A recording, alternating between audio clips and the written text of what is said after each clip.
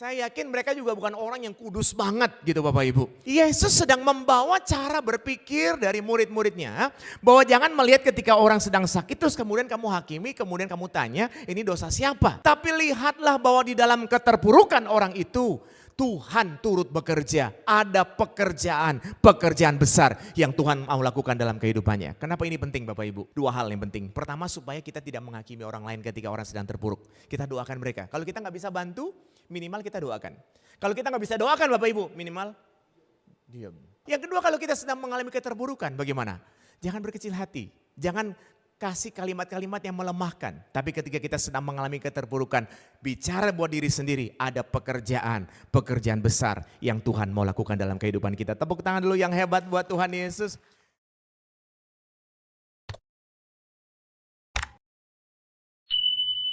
Silakan duduk Bapak Ibu, Shalom. Selamat siang, senang sekali saya boleh diberi kesempatan melayani di tempat ini untuk kali yang kedua. Terima kasih Bapak Ibu Gembala, sahabat hamba-hamba Tuhan dan jemaat Tuhan. Saya percaya tidak ada sesuatu yang terjadi secara kebetulan. Tuhan punya rencana yang indah buat kita semua siang ini. Dan saya juga merasakan bagaimana lawatan Tuhan luar biasa lewat pujian dan penyembahan tadi. Dan kita percaya lawatan ini terus kita alami pada saat pemberitaan firman Tuhan. Dan kita minta sama Tuhan ya Bapak Ibu ya, ada mujizat terjadi. Yang sakit terima kesembuhan, yang lemah terima kekuatan. Saudara semakin dibawa naik dan tidak turun, menjadi kepala dan bukan menjadi ekor. Apa saja yang saudara kerjakan Tuhan buat berhasil. Pekerjaan saudara diberkati Tuhan, bisnis saudara dipulihkan Tuhan, keluarga saudara diberkati bahagia. Anak-anak studinya berhasil, amin. Kita harus ucapkan kalimat-kalimat iman karena kita percaya apa yang kita dapatkan lewat firman Tuhan yang keluar tidak akan pernah kembali dengan sia-sia. Itu pasti menjadi rema dalam kehidupan kita semua. Saudara, saya dibantu multimedia dengan slide pertama. Pernahkah saudara berada di titik nol Bapak Ibu? Pernahkah kita berada di sebuah titik di mana kita sudah nggak tahu mau buat apa?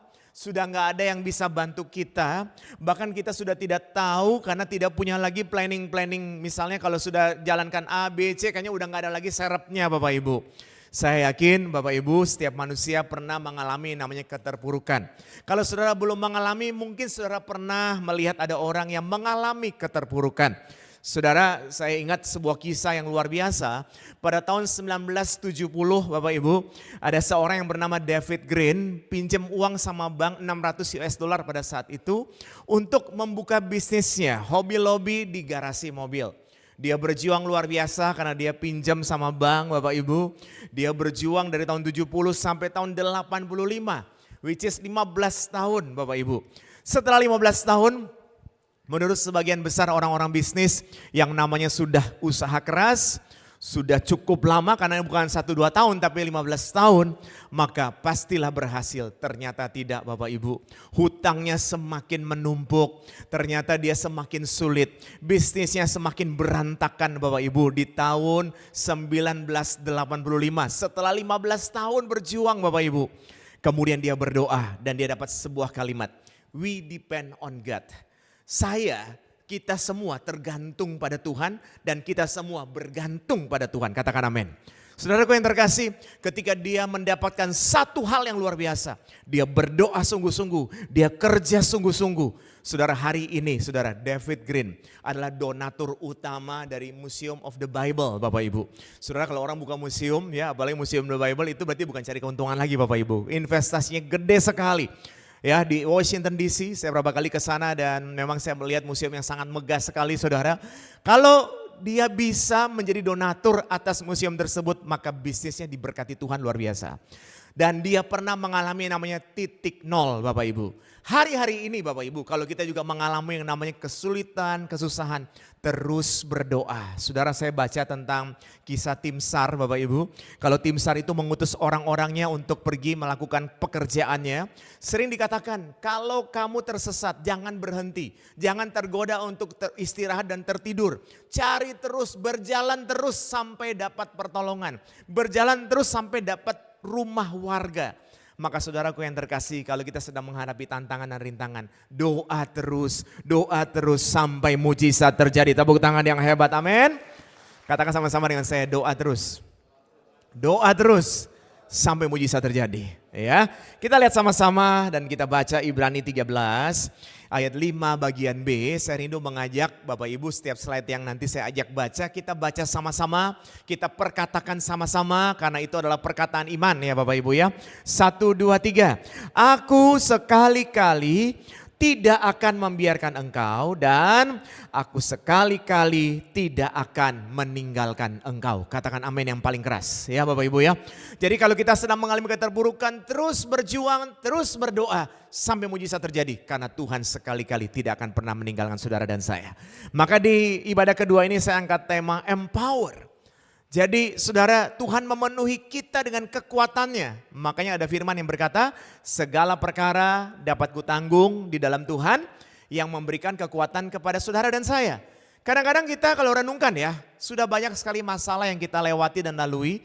Dan kalau kita bisa ada hari ini Bapak Ibu, tentunya karena kekuatan yang datang daripada Tuhan. Bukan karena kuat gagah kita ya.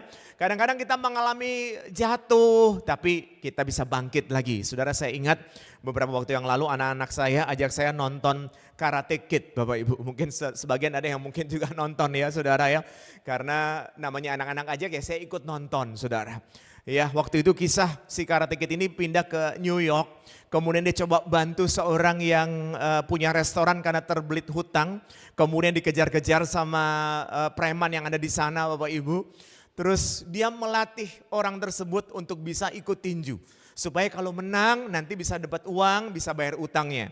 Dan memang berhasil, tapi ternyata ada permainan curang di dalamnya yang mengakibatkan orang yang dia bantu ini koma di rumah sakit Bapak Ibu. Dia merasa bersalah sekali sampai akhirnya Jackie Chan terbang juga ke New York dan mengeluarkan sebuah kalimat yang diterjemahkan dalam bahasa Indonesia, ada di slide.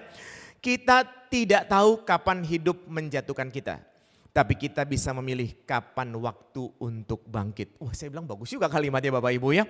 Kita nggak pernah tahu kan kapan hidup menjatuhkan kita. Kita nggak pernah tahu kapan orang yang dekat dengan kita pun menjatuhkan kita. Kita nggak pernah tahu orang-orang yang kita bantu pun menjatuhkan kita. Tapi kita tahu kapan kita harus bangkit. Amin, katakan sama-sama dengan saya bangkit. Aku bilang bangkit cuma 3 orang. Ayo bangkit. Amin. Segala perkara dapat ditanggung di dalam Tuhan yang memberikan kekuatan kepada kita. Di ibadah kedua ini saya sampaikan khotbah ekspositori yang mengekspos satu perikop Alkitab secara sederhana. Dan saya percaya ini pasti menjadi berkat buat setiap kita. Yang diambil dari kitab Injil Yohanes pasal 9. Saya ingin mengajak Bapak Ibu membacanya perlahan-lahan ayat 1, ayat 2 dan seterusnya ya. 1, 2, 3. Waktu Yesus sedang lewat, ia melihat seorang yang buta sejak lahirnya. Jadi sejak lahirnya sudah buta orang ini. Ayat yang kedua, murid-muridnya bertanya kepadanya, Rabi, siapakah yang berbuat dosa? Orang ini sendiri atau orang tuanya sehingga ia dilahirkan buta? Bapak Ibu perhatikan, Yesus sedang berjalan. Ya, ini di daerah Yerusalem, saudara. Kalau saudara pergi ke Yerusalem, diajak pergi ke keliling-keliling. Ini ada satu tempat namanya Kolam Siloam, saudara ya, dekat City of David. Kemudian begitu Yesus melihat ada orang yang buta sejak lahir, murid-muridnya juga melihat. Namun ketika murid-murid melihat orang yang buta sejak lahir ini, langsung dia bertanya kepada Yesus, dosa siapa? Dosa orang ini atau dosa orang tuanya? Maaf Bapak Ibu Saudara, dalam hidup ini juga begitu ya kadang-kadang ya. Ketika kita sedang mengalami keterpurukan titik nol, bukannya dibantu malah tanya ini dosa siapa? Jangan-jangan karena dia salah, berdosa dan lain sebagainya. Jangan Bapak Ibu. Sebab di dalam dunia ini tidak ada manusia yang sempurna. Kita semua belajar, kita semua sama-sama belajar. Setuju ya Bapak Ibu ya? Nah, manusia punya kebiasaan begitu saudara, suka menghakimi. Tapi di sini tidak ada ya. Kita lihat bagaimana cara Yesus menjawabnya. Ayat yang ketiga saudara, sama-sama dengan suara keras. Jawab Yesus, bukan dia dan bukan juga orang tuanya, tetapi karena pekerjaan Allah harus dinyatakan di dalam dia. Saudara perhatikan cara Yesus menjawab Bapak Ibu. Saya terlalu yakin dan percaya bahwa orang yang buta sejak lahir bersama dengan orang tuanya juga bukan orang sempurna. Saya yakin mereka juga bukan orang yang kudus banget gitu Bapak Ibu. Tapi Yesus sedang membawa cara berpikir dari murid-muridnya bahwa jangan melihat ketika orang sedang sakit terus kemudian kamu hakimi, kemudian kamu tanya ini dosa siapa. Tapi lihatlah bahwa di dalam keterpurukan orang itu Tuhan turut bekerja, ada pekerjaan besar yang Tuhan mau lakukan dalam kehidupannya. Kenapa ini penting Bapak Ibu? Dua hal yang penting. Pertama, supaya kita tidak menghakimi orang lain ketika orang sedang terpuruk. Kita doakan mereka. Kalau kita nggak bisa bantu, minimal kita doakan. Kalau kita nggak bisa doakan Bapak Ibu, minimal diam. Wah, jangan omong ya, wah pas ya Pak. Jadi itu benar Bapak Ibu. Yang kedua apa? Yang kedua, kalau kita sedang mengalami keterburukan, bagaimana? Jangan berkecil hati, jangan kasih kalimat-kalimat yang melemahkan. Tapi ketika kita sedang mengalami keterburukan, bicara buat diri sendiri, ada pekerjaan besar yang Tuhan mau lakukan dalam kehidupan kita. Tepuk tangan dulu yang hebat buat Tuhan Yesus. Jadi Bapak Ibu Saudara, pesan yang pertama ya adalah berfokus pada Tuhan. Fokus dan berfokus ini ya beda tipis, tapi kalau berfokus itu berarti lebih dalam lagi saudara. Ya, berfokuslah pada Tuhan, andalkanlah Tuhan. Satu ketika Yesus berkata kepada murid-muridnya ya, barang siapa yang tidak menyambut kerajaan Allah seperti anak kecil ini maka tidak masuk di dalamnya. Kita bingung juga, berarti Tuhan cuma sayang anak kecil, bukan. Karena anak kecil ini kan polos ya, murni, dia mengandalkan orang tuanya. Saya bersama istri baru dikaruniai cucu pertama, waduh lagi lucu-lucunya, pokoknya udah berserah aja pada orang tua atau pada opa-omanya gitu. Saya melihat memang betul anak kecil kan udah gak mikir apa-apa kan, benar-benar menaruh harapan hanya pada orang tuanya. Kita sometimes juga harus begitu Bapak Ibu. Bagaimana kita bisa fokus hanya kepada Tuhan. Kalau kita dengar kiri, dengar kanan, kepala sakit. Betul gak Bapak Ibu? Makanya ada kalimat, mari kita baca sama-sama. Hidup yang kita jalani bukan apa kata orang, tapi apa kata firman Tuhan. Orang bisa bicara apa saja, orang bisa bilang wah kamu sudah masa depannya gak ada. Kalau firman Tuhan bilang lain, saudara tetap punya hari depan yang luar biasa. Orang bisa bilang wah kayak kamu nih udah gak ada harapan deh. Bisnis sudah gak bisa jalan, pekerjaan juga begini-begini aja. Ya masih banyak yang lebih pintar, terserah orang mau bilang apa. Tapi kita tetap pegang firman Tuhan, berfokus pada Tuhan, saudara akan melihat banyak hal yang luar biasa Tuhan akan kerjakan dalam kehidupanmu. Tepuk tangan sekali lagi yang meriah. Mari lanjut ayat yang keempat Bapak Ibu. Jadi satu persatu ayat pasti menjadi berkat buat setiap kita. Mari kita baca sama-sama dengan suara keras, 1, 2, 3. Kita harus mengerjakan pekerjaan Dia yang mengutus aku selama masih siang. Akan datang malam di mana tidak ada seorang pun yang dapat bekerja. Jadi Tuhan memberikan perumpamaan yang jelas banget. Kalau lagi siang atau lagi ada cahaya Bapak Ibu, zaman dulu ini kan belum ada lampu, tapi ilustrasi atau gambaran yang Tuhan katakan ini bagus sekali. Kalau ada terang, maka saudara bisa melakukan apapun. Kalau ada terang di sini saya tahu jalan turunnya lewat mana gitu ya Bapak Ibu ya. Kalau ini gelap gulita saya jatuh pasti Bapak Ibu gak kelihatan, iya kan? Kalau ada terang saudara bisa melakukan banyak hal. Yesus memberikan sebuah perumpamaan yang bagus, namun belum sampai di situ, masih koma. Lanjutannya ayat yang kelima, sama-sama. Selama aku di dalam dunia, akulah terang dunia. Jadi Tuhan mau tambahkan begini, kalau secara analogi gampangnya, saudara bisa kerja kalau ada cahaya lampu. Tapi cahaya lampu terbatas. Karena ketika cahaya lampu membuat saudara bisa mengerjakan menurut apa yang saudara dan saya pikirkan. Tapi Tuhan bilang apa yang tidak pernah engkau lihat, tidak pernah engkau pikirkan, tidak pernah engkau dengar, tidak pernah ada di hatimu. Tuhan sediakan yang jauh lebih banyak. Saudara percaya? Amin. Maka bersandarlah pada terangnya Tuhan. Maka kita masuk ke pesan yang kedua. Ikuti terangnya. Katakan sama-sama dengan saya, ikuti terangnya Tuhan. Saudara maaf, setiap orang punya pergumulan, betul? Punya pokok doa? Saudara ada sesuatu yang didoakan? Pasti. Ada yang digumuli 1 tahun? Ada yang digumuli 5 tahun? Ada yang digumuli 15 tahun? Saya pribadi ada yang saya bergumul untuk satu hal yang sudah 25 tahun Bapak Ibu. Jadi setiap orang punya pergumulan, betul ya Bapak Ibu ya? Nah kadang-kadang Bapak Ibu jujur ya, yang kita gumuli, yang kita doakan ini kan kok Tuhan gak kasih? Mari kita rubah cara berpikir kita. Tuhan, aku mau mengikuti terang-Mu. Jadi kalau aku berdoa ini Tuhan, terjadilah menurut apa yang Engkau kehendaki. Bukan apa yang aku kehendaki. Betul gak Bapak Ibu? Kalau saudara berdoa dan memaksakan kehendak, stres. Kalau saudara berdoa dan memaksakan kehendak, kecewa. Betul gak? Kalau saudara berdoa dan memaksakan kehendak, ribut suami istri. Kalau saudara berdoa dan memaksakan kehendak, berarti kitanya. Bukan Tuhannya, tapi kitanya. Makanya harus ikuti terangnya Tuhan. Tuhan tahu mana yang terbaik buat saudara dan saya. Saudara, sebuah kapal besar pun ya, tanpa nahkoda dan tujuan yang jelas, kapal yang besar pun akan tersesat. Benar gak Bapak Ibu? Kapal besar tapi kalau gak tahu tujuannya kemana ya udah dia di situ aja saudara. Kapal yang besar gak ada nahkoda ya di situ aja. Maka mari kita belajar saudara, setiap hari berdoa, Tuhan aku punya pokok doa ini. Tuhan aku minta ini, boleh nggak? Boleh, kan sampaikan ya firman Tuhan bilang. Tapi mari kita tutup dengan Tuhan, terjadilah menurut apa yang engkau pandang baik. Kalau engkau pandang itu baik, terjadi. Itu pasti luar biasa Bapak Ibu. Tapi kalau kita mau ikuti apa yang kita mau Bapak Ibu, waduh kita bisa kecewa. Berapa banyak orang yang kecewa Bapak Ibu? Ada yang bilang sudahlah jangan kerja-kerja lagi, saya sudah berdoa sekian lama toh begitu-begitu aja hidupnya. Padahal begitu-begitu juga masih hidup Bapak Ibu. Begitu-begitu juga masih bisa bernapas, benar enggak? Coba saudara praktekkan sama-sama dengan saya ya. Tarik napas sekali. Coba buang napas 2 kali Bapak Ibu.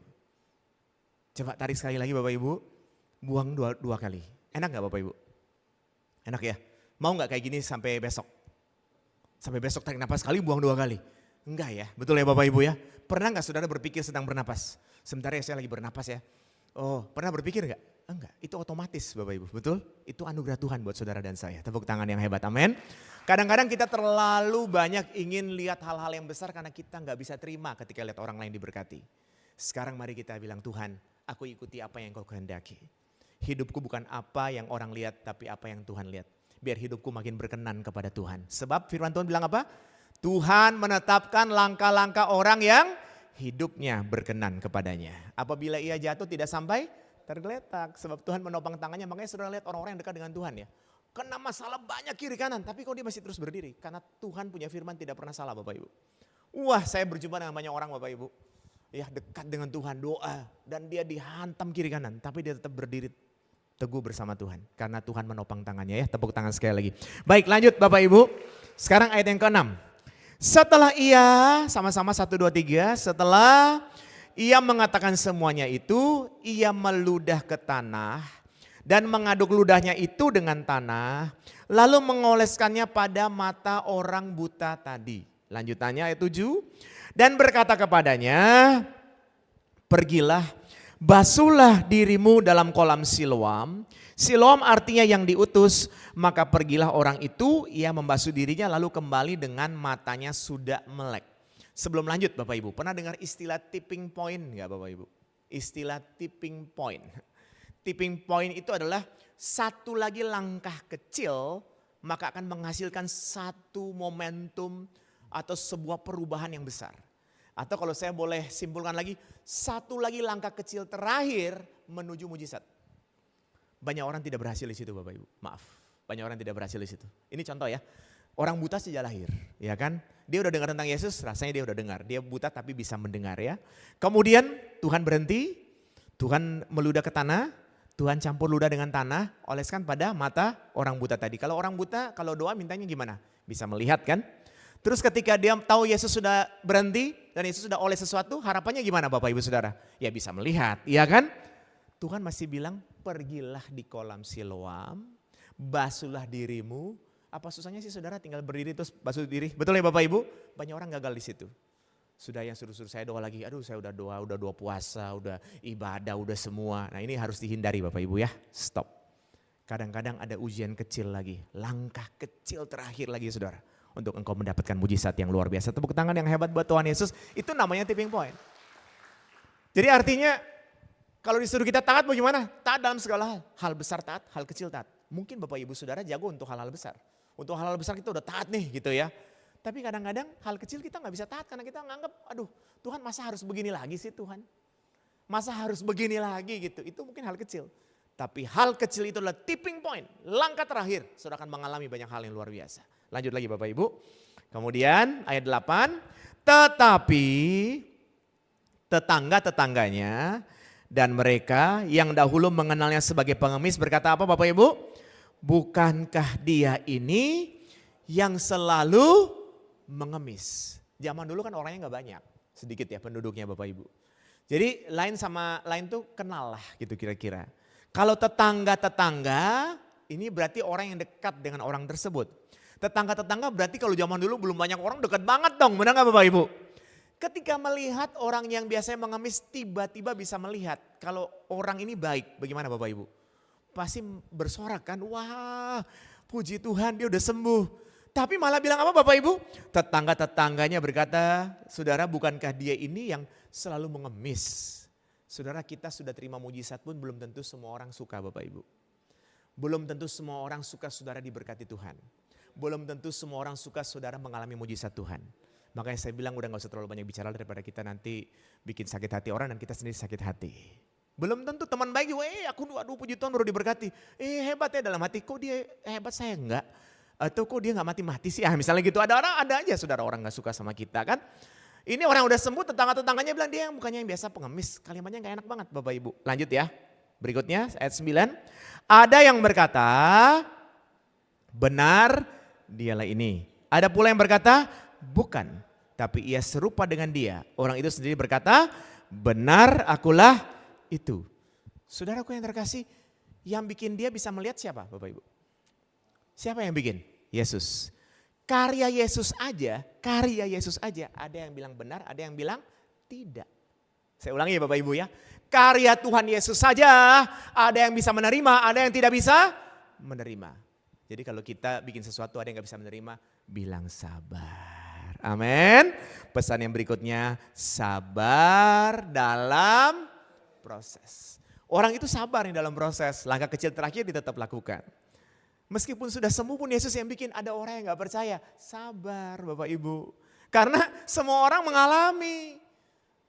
Saudara saya waktu zaman, saya gak tahu nih kalau zaman anak-anak sekarang ya. Kalau zaman kita dulu kan belum ada belum ada sampai secanggih sekarang game dan lain-lain. Jadi kita suka main kelereng lah, kemudian main apa tuh saudara yang gunting, batu, kertas. Tahu? Zaman ini masih ada nggak? Tahu yang gunting, ini apa? Batu, ini kertas. Coba kita lihat. Gunting kalah sama batu. Batu kalah sama kertas. Kertas kalah sama gunting. Loh, berarti yang paling hebat yang mana? Ya ulang ya, gunting kalah sama batu, batu kalah sama kertas, kertas kalah sama gunting, gak ada yang hebat. Orang hebat dan kuat ada batasnya. Namun orang yang sabar dalam proses akan keluar sebagai pemenang. Amin Bapak Ibu. Jadi artinya kalau gunting batu kertas ini bicara tentang kehebatan-kehebatan manusia Bapak Ibu. Wih ternyata ini lebih hebat dari ini. Wih ternyata yang ini lebih hebat lagi yang dari sini. Tapi akhirnya juga gak ada batasnya Bapak Ibu. Tidak ada orang yang paling hebat kecuali Tuhan yang memberikan kesabaran kepada kita untuk melewati setiap proses dan keluar sebagai pemenang, bahkan lebih dari pemenang. Tepuk tangan sekali lagi yang dahsyat, amin. Jadi saudaraku yang terkasih, ingat baik-baik, kalau lupa pulang gunting batu kertas. Iya, gak ada yang paling hebat. Ya kan, gunting kalah sama batu, batu kalah sama kertas, kertas kalah sama gunting. Yang paling hebat adalah Tuhan kita memberikan kesabaran kepada kita. Saudara, orang yang tenang itu, waduh, saya percaya dia bisa dengan tenang melewati setiap proses dan dia tahu apa yang Tuhan mau dalam hidupnya, sebab pertolongan Tuhan datang tepat waktu. Tidak lebih cepat, tidak lebih lambat, tapi tepat waktu. Lanjut Bapak Ibu, ini saya agak lompat sedikit. Yohanes 9 ayat 17, kita lihat sama-sama Bapak Ibu, baca. Lalu kata mereka pula kepada orang buta itu, dan engkau, apakah katamu tentang dia? Karena ia telah memelekkan matamu. Jawabnya, ia adalah seorang nabi, karena ada orang-orang yang tidak terima juga kan, makanya ditanya. Sekarang kita lihat jawaban dari orang tua orang yang buta sejak lahir tersebut. Ayat 20. Jawab orang tua itu, sama-sama baca, yang kami tahu ialah bahwa dia ini anak kami dan bahwa ia lahir buta. Orang tuanya tahu, di sana orang-orang banyak gak suka Yesus Bapak Ibu. Harusnya kan gampang kan? Ini anak kami ini disembuhkan loh, kan kita senang ya betul Bapak Ibu. Oh Yesus loh gitu kan, enggak. Kenapa? Karena mereka tahu bahwa ahli-ahli Taurat orang Farisi di sana nggak suka Tuhan Yesus. Sehingga mereka juga jawabnya agak abu-abu nih. Yang kami tahu ialah bahwa dia ini anak kami dan bahwa ia lahir buta. Kenapa nggak ngomong aja? Yesus loh yang menyembuhkan dia. Dia ini memang buta gitu kan saudara kan. Gampang ya Bapak Ibu ya. Orang tua pun nggak, ini ditafsirkan secara teologis nih, bahwa orang tuanya juga mikir karena pada saat itu orang-orang banyak gak suka Tuhan Yesus. Semua orang mau cari aman Bapak Ibu. Ya, kita lihat lagi ayat 30. Jawab orang itu kepada mereka, aneh juga bahwa kamu tidak tahu dari mana ia datang, sedangkan ia telah memelekkan mataku. Orang ini konsisten. Katakan sama-sama dengan saya, konsisten. Sekali Yesus selamanya Yesus, sekali sungguh-sungguh selamanya sungguh-sungguh, sekali taat selamanya taat. Amin Bapak Ibu. Ya. Maka saudara, pesan yang terakhir atau yang keempat, akui kebaikannya. Orang ini mengakui kebaikannya Bapak Ibu, kebaikannya Tuhan. Kenapa perlu diakui? Supaya itu menjadi dasar iman kita Bapak Ibu. Aku mengakui aku ada hari ini karena Tuhan. Kalau kita tidak mengakui ada dua hal. Yang pertama, kita jadi sombong. Oh, ini karena saya. Ini karena saya. Saudara tahu rahasianya Hawa? Sedikit saja saya tambah. Ya, Kain membunuh Habel. Waktu Hawa melahirkan Kain, ya, saya nggak ajak baca lagi nih, tapi Alkitab tulis. Hawa bilang begini, aku telah melahirkan seorang anak laki-laki dengan pertolongan Tuhan. Dia masih sebut Tuhan. Tapi waktu Kain bunuh Habel, terus dikasih anak lain pengganti Habel, Hawa berkata, Tuhan telah menganugerahkan anak laki-laki buat aku. Sama nggak? Beda. Yang pertama dia bilang aku dengan pertolongan Tuhan.